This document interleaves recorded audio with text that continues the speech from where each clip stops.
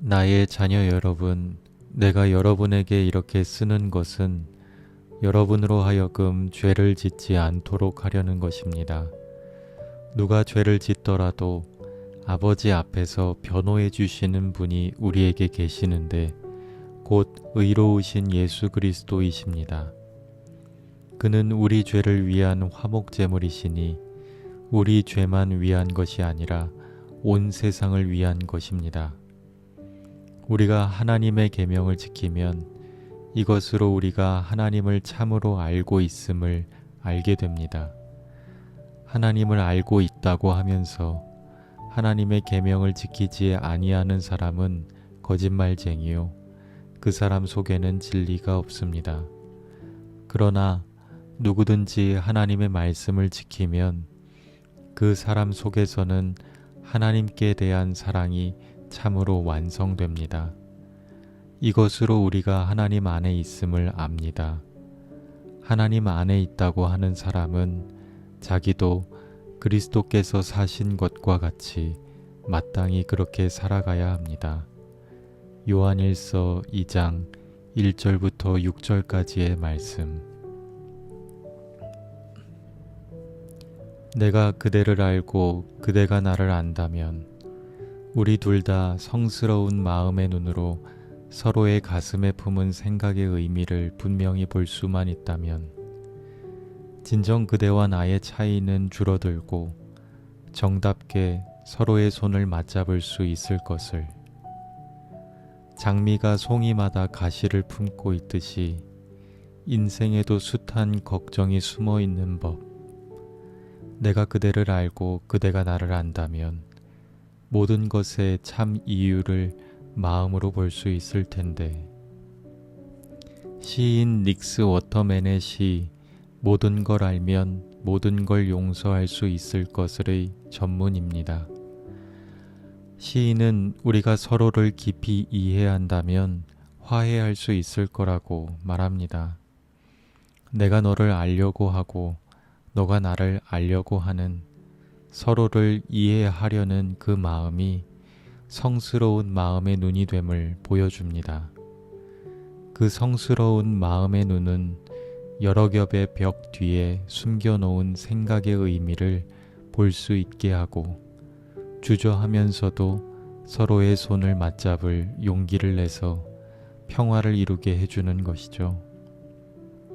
하지만 시에서 반복되는 무엇 한다면 무엇 할 수 있을 것을, 무엇 할 수 있을 텐데 라는 어법에서도 느껴지듯이 그렇게 하는 것이 평화에 이르는 길임을 알고 있지만 그것이 현실에서 이루기 어렵다는 것도 보여주는 것 같습니다.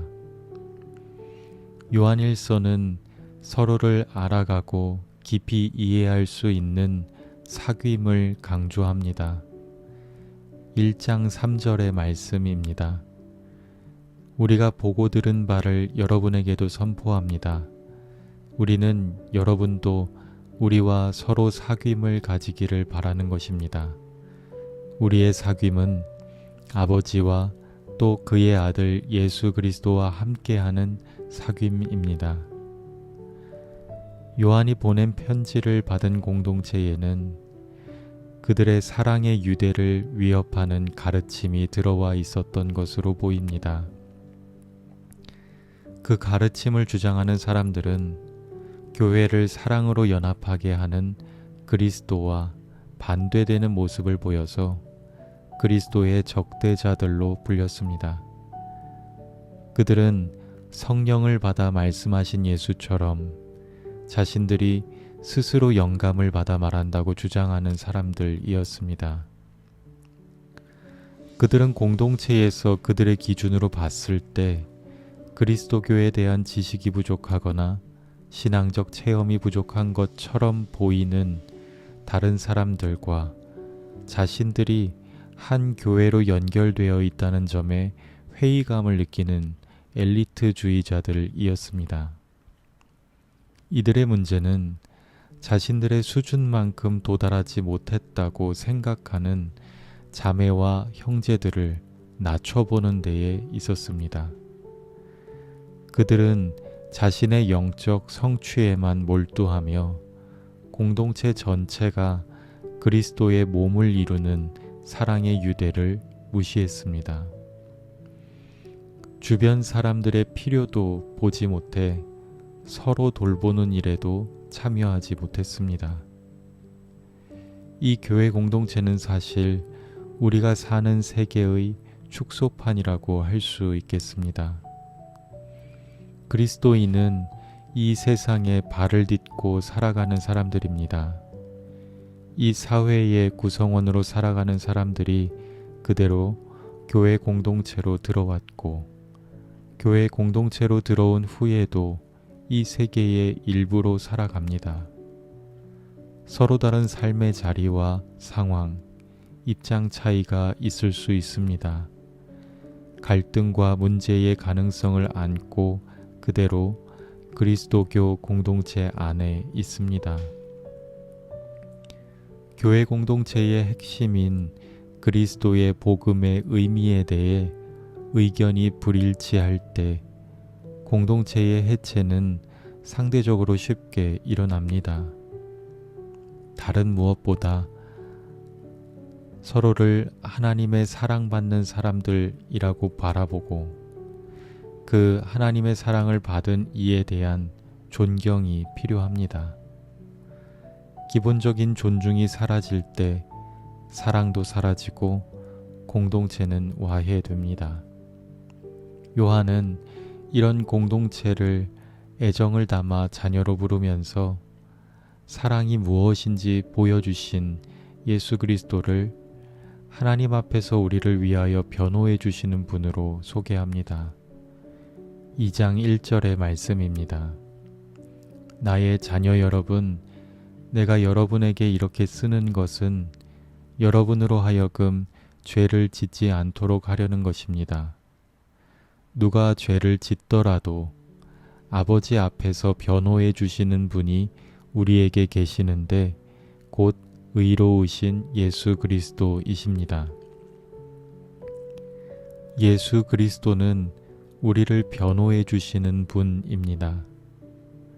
죄 지은 사람을 가차없이 고발하는 검사나 심판하고 형벌을 내리는 판사가 아니라 그의 편에 서서 그를 변호해 주시는 분입니다. 예수 그리스도께서 변호를 해주신다면 하나님은 무엇을 하실까요? 그리스도의 변호를 들으며 수긍하고 이해하시고 용서하십니다. 그리고 우리를 정죄하지 않으시고 죄인이 아니라고 하는 은혜로운 판결을 내려주십니다. 그리고 예수는 우리 죄를 위한 화목제물이라고 합니다. 우리의 죄의 책임을 떠안으시고 짐을 나눠지신 분입니다. 요한은 하나님 안에 있는 사람은 예수 그리스도께서 사신 것처럼 살아야 한다고 말합니다.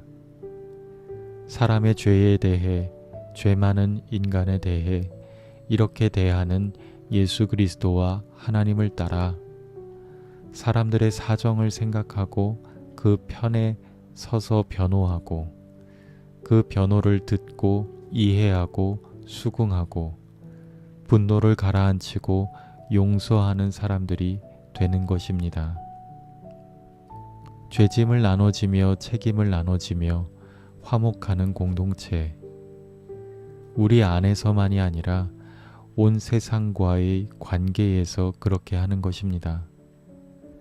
하나님과 인간의 화해, 사람과 사람 사이의 화해, 모든 갈등하는 생명들 간의 화해를 위해 자신의 생명과 삶을 드렸던 예수 그리스도처럼 말입니다.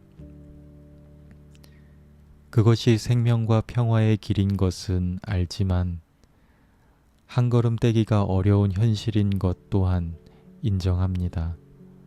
하지만 완전한 사랑을 품지는 못해도 그리스도께서 변호하시려는 사람의 입장에 서서 그의 사정을 들어볼 때 그리스도의 변호를 들으시는 하나님의 편에 서서 그를 이해하고 용납하고자 애써 볼 때 우리 안의 사랑이 자라나리라 믿습니다. 하나님, 서로를 이해하는 길이 멀고도 험합니다. 그 길 끝에 용서와 화해가 있다는 것을 알면서도 먼 길 가는 것이 막막하여 그 길 위에 서지도 못하고 있습니다. 주님, 그 길 위에 설 수 있는 용기를 주십시오. 서로를 향한 이해의 걸음 한 걸음 내딛게 해주십시오. 작은 화해를 이루는 오늘이 되게 해주십시오. 아멘.